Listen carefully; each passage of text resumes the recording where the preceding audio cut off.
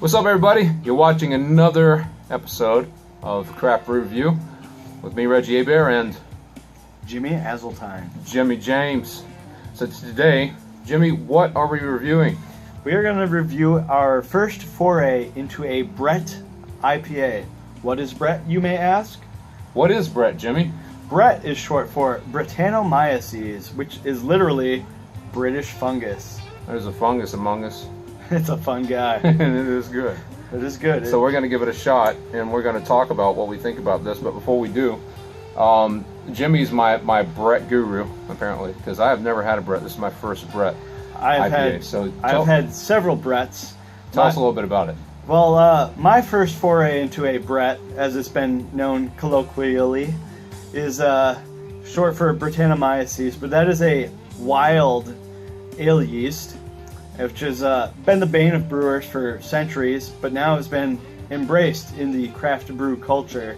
Like I was saying, my first foray is from a brewery in Vermont called Fiddlehead Brewing Company, and I had a beer from them called Brett on the Dance Floor, and it was a funky beer.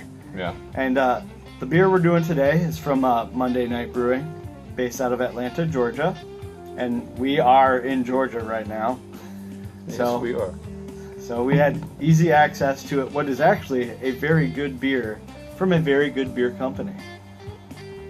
This guy is going to be called Beyond the Clouds. And so we're going to take us a little sip. I think Jimmy just... I've had many sips already. We've had a few sips, but anyway, let's give it a shot and see what we think. Cheers.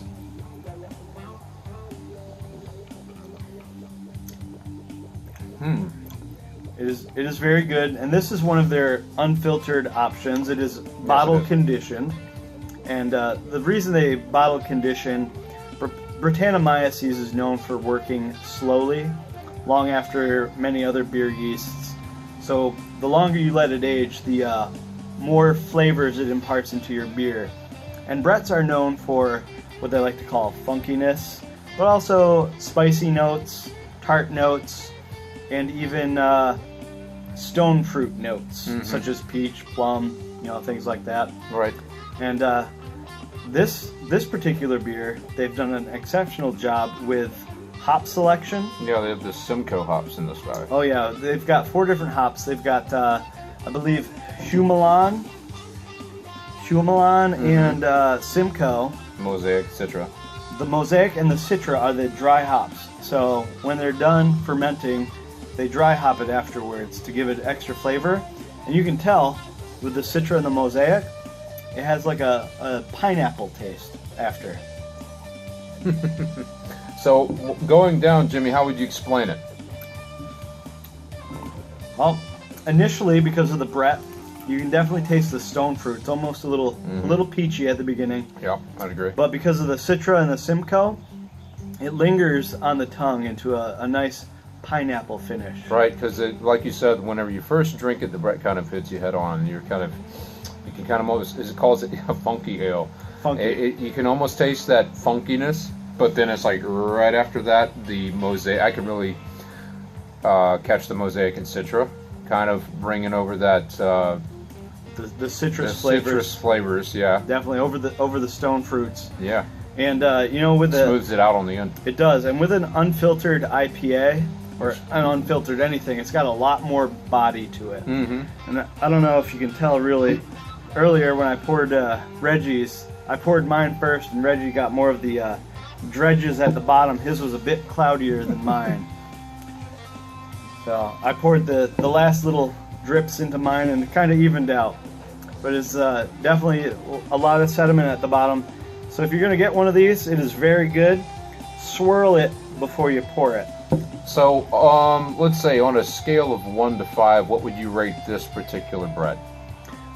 I must say, for the hop selection and everything, the flavor overall, the smoothness, I would definitely give this beer a 4.5. 4.5 out of 5. Oh yeah, everything Definitely they were going for, they hit. I agree. I think this particular style of beer, they did very well. So, Jimmy, you looked into a little bit about Monday Night. You did tell us that they were located in the Atlanta area. Tell us a little bit more about Monday Night Brewing. Yeah, Monday Night, they've been around for about five plus years. They actually started out as a Bible study group. Go figure, it is Georgia. Bible study group. They wanted to get to know each other better. Bibles and beer. They started brewing beer together to get to know each other better. And what connects people more than beer? Not much. No, not much. Apparently. Usually not religion. Usually not. No, usually not religion. But they started out, and what they wanted, their goal was to draw people together with great beers for every night other than weekend nights. So on every bottle and can of Monday Night Brewing, they actually give you food pairings for their beers. So this one, they actually say, pair it with grilled meat. I could see that. I was thinking grilled chicken or salmon or something like that. Grilled meat, cheeses, and tropical fruits. Yeah. But Monday night, lately I've been a big fan of everything they've pushed out. The Whirling Dervish. Whirling Dervishes. Whirling Dervish, which is also a Magic the Gathering card. There you go. Slap Fight, the Dust Bunny.